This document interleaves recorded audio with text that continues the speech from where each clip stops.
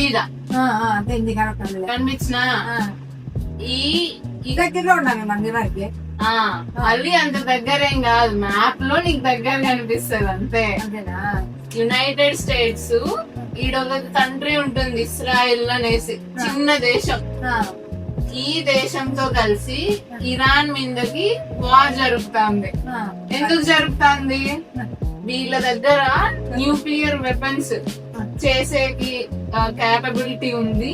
వాళ్ళు గాని అది చేస్తే అందరికి ఇబ్బంది అన్న సాకుతో వీళ్ళ మీద మిసైల్స్ వేస్తున్నారు.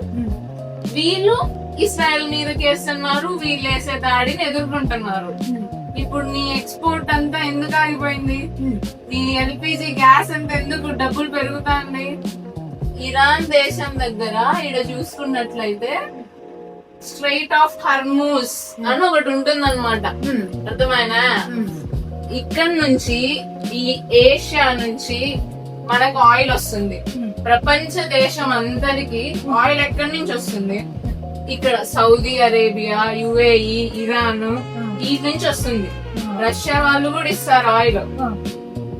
అక్కడి నుంచి అయినా రావచ్చు. మేజర్ గా వచ్చేది మాత్రం ఇక్కడ నుంచి. ఇక్కడ నుంచి ఇండియా, చైనా, ఈ దేశాలన్నీ కొనేది ఈ దేశం నుంచి అన్నమాట. అర్థమైనా? ఈడ ఈ స్ట్రైట్ ఆఫ్ హర్మూజ్ 33 కిలోమీటర్లు మాత్రం ఉంటది. ఆ 33 కిలోమీటర్లు ఇరాన్ కంట్రోల్లో ఉంటుంది.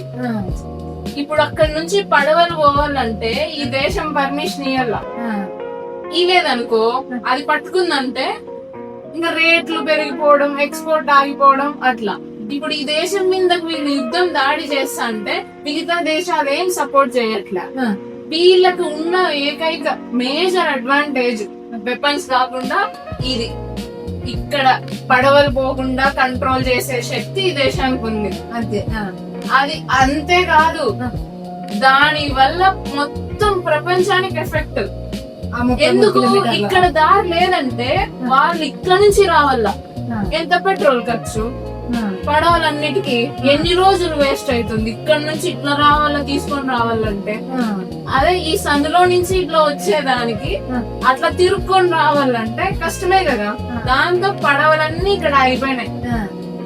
లాస్ట్ 2 రోజుల్లో మన ఇండియాకి మాత్రం 2 పడవలు వచ్చినాయి. ఎల్పిజి గ్యాస్ అనేది వచ్చింది. కానీ ఇక్కడ ఆగిపోతుంది. ఎప్పుడేం జరుగుతుందో తెలియదు కదా. దాని వల్ల ఇప్పుడు అన్ని రేట్లు అటు ఇటు అవుతున్నాయి. ఎక్స్పోర్ట్ ఆగిపోయింది అనేది. బనానా ఎక్స్పోర్ట్ లేదంటున్నారు కదా. దానికే అంటే మనం ఇక్కడ నుంచి ఈ దేశానికి పంపిస్తా ఉంటుంది. ఇప్పుడు ఈ దేశాల్లో ఇక్కడ ఇదంతా రానికుండా చేస్తాంది ఇరాన్. ఈ ఒక్క దేశం పైన అమెరికా, ఇస్రాయెల్ కూడా కలిపి ఇట్లా వేస్తే ఆ దేశం ఏం కావాల? ఏదో ఒకటి చెయ్యాల కదా. అదనమాట. ఇదేం కండిషన్ పెట్టింది? ఇంతకు ముందు పెట్రోల్ అంతా డాలర్ లో బిజినెస్ చేయాల. ఇప్పుడు నువ్వు పెట్రోల్ కొనాలంటే నీ దగ్గర డాలర్ ఉంటేనే. దాంతో మిగతా దేశాలన్నీ డాలర్ గా వాళ్ళ కరెన్సీని మార్చుకొని కొనేటోళ్ళు. ఇప్పుడు ఇరాన్ ఏం కండిషన్ పెట్టింది? చైనా వాళ్ళ కరెన్సీతో కొంటేనే మేము ఇస్తాము, ఆయిల్ పంపిస్తాము అని. అంటే ఈ చైనా వాళ్ళది యువాన్ అన్నమాట. అప్పుడు అన్ని దేశాలు ఇంకా యువాన్ లోనే తీసుకోవాలి. దాని వల్ల డాలర్ కి పెద్ద ఎఫెక్ట్. అది ఈ దేశానికి యాంటీనే కదా. వీళ్ళకి యాంటీగా ఏదో ఒకటి చేయాలని వీళ్ళు ఇది చేస్తున్నారు. అది అర్థమైనా? ఏమర్థమయ్యా? చెప్పు, ఏమర్థమైంది? ఏమర్థమైంది చెప్పు. ఏ దేశం కంట్రోల్ చేస్తాను చెప్పు. ఇరాన్ వల్ల. ఎందుకు? దానికి గ్యాప్ పవర్ ఉంది. 33 కిలోమీటర్లు దారి. 33 కిలోమీటర్లు అది పడవలు కంట్రోల్ చేస్తది. అది మళ్ళా చుట్టూ దేశాలన్నీ కూడా ఎనిమీసే దానికి. చుట్టుపక్కల ఉన్న దేశాలన్నీ అమెరికాకి, ఇస్రాయల్ సపోర్టే. ఇది సింగిల్ గా నించొని యుద్ధం పోరాడుతుంది. ఈ ఇరాన్ కి మళ్ళా రష్యా, చైనా సపోర్ట్.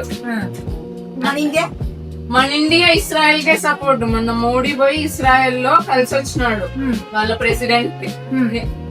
నతాన్యాహు ఏదో ఉంటది పేరు. ఆపోజిషన్ వాళ్ళు కూడా వాళ్ళ పార్లమెంట్ లో స్టాండింగ్ ఓవేషన్ ఇచ్చినారు మోడీకి. అండ్ ఇరాన్ వాళ్ళు ఏమన్నారు అనుకున్నావు? ఫైనాన్స్ మినిస్టర్ ఎవరన్నా పెద్దోళ్ళు ఇద్దరికి ఫ్రెండ్ అయిన దేశస్తులు వచ్చి మాకు సర్ది చెప్పి న్యాయం చెప్తే మేము వారు ఆపేస్తాము. మాకు ఇండియా అయితే ఓకే, ఇండియా చెప్తే వింటాము అన్నారు. అంటే ఈ దేశంతోనూ మనకు అనుబంధాలు బాగున్నాయి, ఈ దేశంతోనూ బాగున్నాయి. అట్లా